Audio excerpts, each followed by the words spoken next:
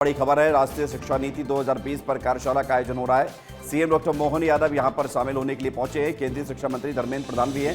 CM संबोधित कर रहे हैं। के उदाहरण भी हमारे सामने है और इसी आधार पर जब हम अपने शिक्षा नीति की तरफ देखते हैं तो यशस्वी प्रधानमंत्री का और माननीय धर्मेंद्र जी का जोरदार अभिनंदन करें, जिन्होंने शिक्षा नीति 2020 लागू करके उसके दायरे भी खोले और शिक्षा नीति जो हमारी भविष्य की चुनौतियों में अपनी सार्थक भूमिका अदा करे।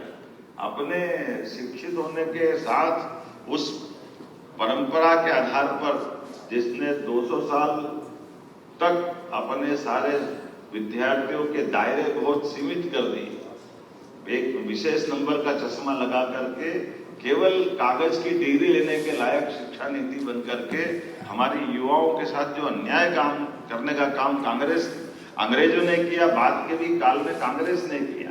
मैं बड़े जवाबदारी के साथ कहना चाहूंगा कि आज की शिक्षा नीति में वो सारे दायरे खोले जिसके आधार पर भारत दुनिया के अंदर अपनी बौद्धिक क्षमताओं के युवाओं के लिए एक उन्नत आकाश का मार्ग देता है। आओ आगे बढ़ो और सभी प्रकार के क्षेत्र में जो आपकी क्षमता योग्यता है सारे दायरे खोलकर बढ़ाने के लिए प्रेरित करता है। तो हमने अपनी शिक्षा नीति लागू करने के साथ अगर आगे बढ़े तो हमने पीएम एक्सीलेंस कॉलेज 55 खोले, जिसके आधार पर शिक्षा नीति के समेकित रूप से सभी प्रकार के वो सब विषय जोड़ करके इसमें शिक्षा नीति को लागू करते हुए आगे बढ़ने का संकल्प किया। स्कूल शिक्षा के साथ उच्च शिक्षा में हमने विश्वविद्यालयों के भी लिए आज हमने भले ट्राइबल का बेल्ट हो टंकिया मामा के साथ हमने खरगोन में विश्वविद्यालय दिया, तो 1857 के हमारे अमर योद्धा टंकिया मामा के साथ साथ हमने अपने गुना में भी विश्वविद्यालय खोलने का प्रयास किया।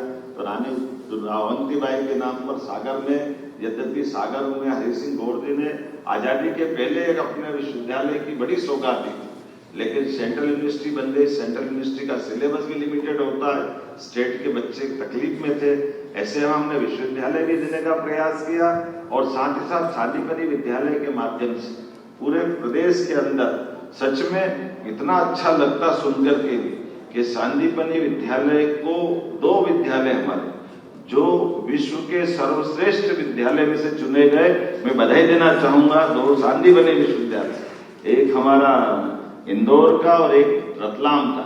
ये दोनों एक एक्सीलेंस स्कूल के रूप में अपनी एक महत्ता पाते हैं। और जिस प्रकार से हाई स्कूल और हाई सेकेंडरी का पिछले समय में 10th और 12th 5वीं का जो बोर्ड एग्जाम प्रारंभ हुई, जिससे गुणवत्ता भी सुधरी और गुणवत्ता सुधरने के आधार पर हमारा रिजल्ट भी बहुत अच्छा गया। आज मैं जब अपनी तरफ देखता हूं तो 370 सांदीपनी विद्यालय बन के तैयार हुए।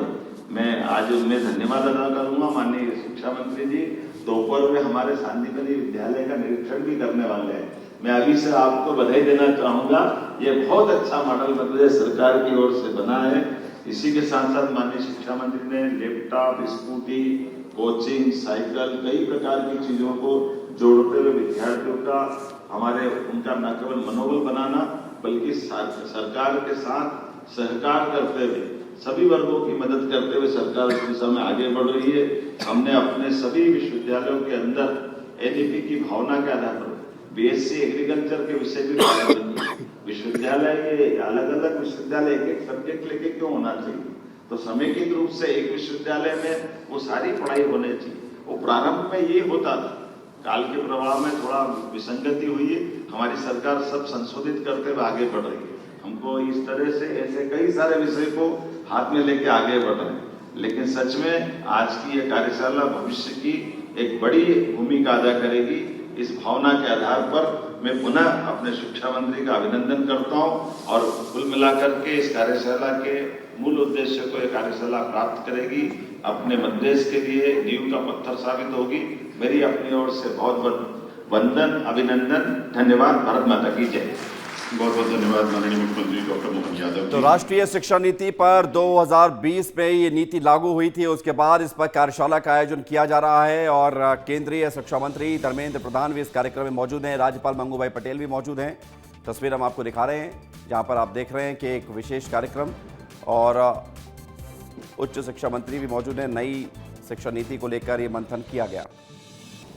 अभी मैंने एक तथ्य रखा, मध्य प्रदेश की अगर अनुमानिक आबादी लगभग 9 करोड़ है अभी के एक प्रोजेक्टेड रूप में, उसमें 25 साल की उम्र की आबादी लगभग आधे हैं। उनको 21वीं सदी के लिए तैयार करना, उनको एक वैश्विक नागरिक बनाना, जिम्मेवार बनाना, जो भारतीय विचार परंपरा के आधारित हो और वैश्विक दृष्टिकोण हो, जो एनईपी ने कहा रूटेड बट फ्यूचरिस्टिक, इस प्रकार की तैयारी मध्य प्रदेश कर रहा है। मध्य प्रदेश की स्कूली एजुकेशन से लेके हायर एजुकेशन तक भारतीय भाषा, भारतीय ज्ञान परंपरा, भारत की आवश्यकता, भारत की अर्थनीति, युवकों को नौकरी की बजाय नौकरी देने की मनस्थिति तक ले जाना, कई प्रकार के उपक्रम मध्य प्रदेश शासन कर रहा है। ये बधाई की पात्र है।